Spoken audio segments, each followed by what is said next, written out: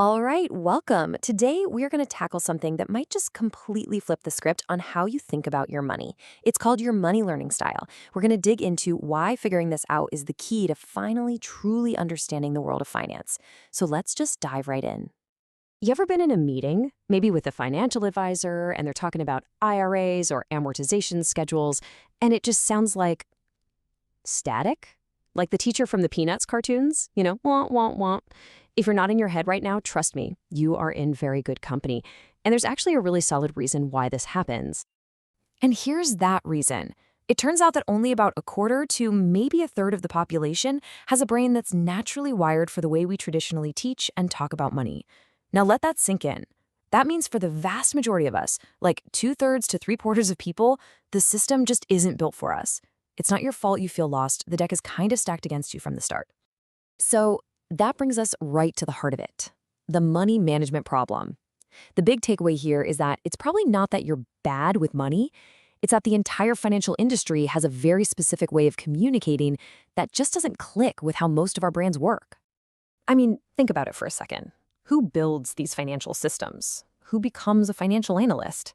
People who get a genuine thrill from a beautifully balanced spreadsheet, right? They love diving into the footnotes and the fine print. And they've built this whole world that speaks their language, a language of numbers and data. But for everyone else, it can feel like trying to land on a different planet. And this is where we hit a really big wall. See, the financial world is great at throwing information at us. We're talking charts, graphs, data points, jargon. It's just noise. But what we actually need is knowledge. And knowledge is totally different. Knowledge is when you take all that noise, you process it, and it turns into something you can actually use to make a smart decision. The real trick is figuring out how to get from one to the other. So, how do we build that bridge from confusing information to useful knowledge? Well, the secret is all about understanding your unique money learning style. This is the decoder ring you've been looking for. There are 3 main styles, so let's break them down and you can see which one feels like you. First step, we've got the visual learner. If this is you, you need to see it to get it. You learn best when you can look at pictures, charts, or read about something. And you probably find that actually writing things down, like with a pen and paper, is what really cements it in your mind. Just hearing someone talk about it, not so much. Then we have the auditory learner. You folks process the world through sound.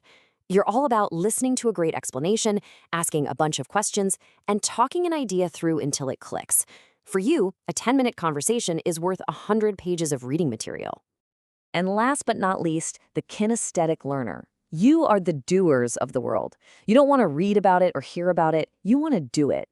You learn by getting your hands dirty, through trial and error, and by physically engaging with something. You got to touch it, move it, and figure it out for yourself. Okay, so we've got visual, auditory, and kinesthetic. The big question is, which one are you? I'm going to throw out a few statements here. Just listen and see if one of them makes you go, oh yeah, that's totally me. How about this one? Are you the person who's always doodling or taking notes in a meeting, even if you never look at them again? It's because that physical act of writing is how your brain locks in the information. If that sounds familiar, you're probably leaning heavily towards being a visual learner. Or what about this? Can you remember a joke someone told you last week, word for word, but you have no idea what was in that super important email you just read 5 minutes ago? That's a classic sign of an auditory learner. Your ears are your primary tool for learning. And oh man, this one is a dead giveaway. If you get a new piece of furniture from IKEA and the instruction manual goes straight into the recycling bin while you start putting pieces together, well, congratulations, you are a card-carrying kinesthetic learner. You learn by figuring it out as you go. So, did one of those just click for you? Now, it's totally possible to be a little bit of each, but almost all of us have one style that's way more dominant than the others. It's our brain's default setting, and just knowing which one that is, that's a huge first step. All right, now for the really good stuff. Because knowing your style is interesting, but what do you actually do with this information? This is where we get super practical and turn this little bit of self-awareness into a powerhouse tool for your financial life. I want you to burn this phrase into your mind. You know the old Burger King slogan, have it your way? That is your new financial mantra. You have every right to demand that financial stuff is explained to you in the way your brain can actually absorb it. This isn't about being difficult, it's about being smart. So here's what that looks like in the real world. Let's say you're a visual learner and you're buying a house. You should ask the mortgage broker, can you draw me a pie chart of my monthly payment? If you're auditory, you should say, okay, explain the closing costs to me, then let me repeat it back to you in my own words to make sure I've got it. And if you're kinesthetic, ask for a blank copy of the application to fill out as a practice run. See, you get to direct the conversation. And this is so important because here's what's happening in those big financial moments. The marketing, the sales pitch, that's all designed to hit you right in your emotions. Imagine your family in this beautiful home, but the contract, the actual agreement, that is purely rational. Knowing your learning style is the tool that helps you switch gears from that emotional brain to your logical thinking brain so you can focus on the facts. Okay, so this all boils down to one really empowering idea. It is time to stop feeling like a victim of the financial world and start taking control of how you learn about and manage your own money. This right here is the biggest mental shift you can make. The next time you're getting a sales pitch and it's just a tidal wave of jargon you don't get, don't just sit there and nod.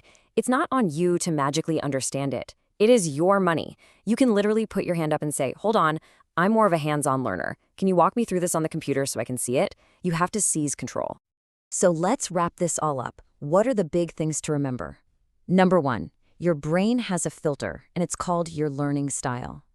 2, the financial industry speaks its own language, so you have to be your own translator.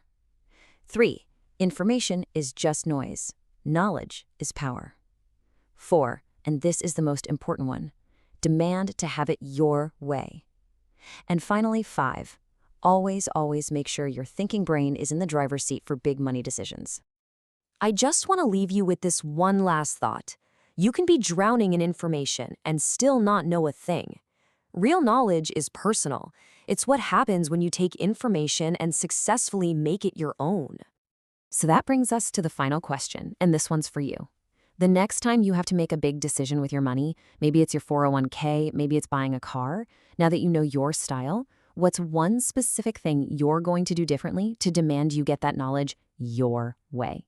Thanks for tuning in.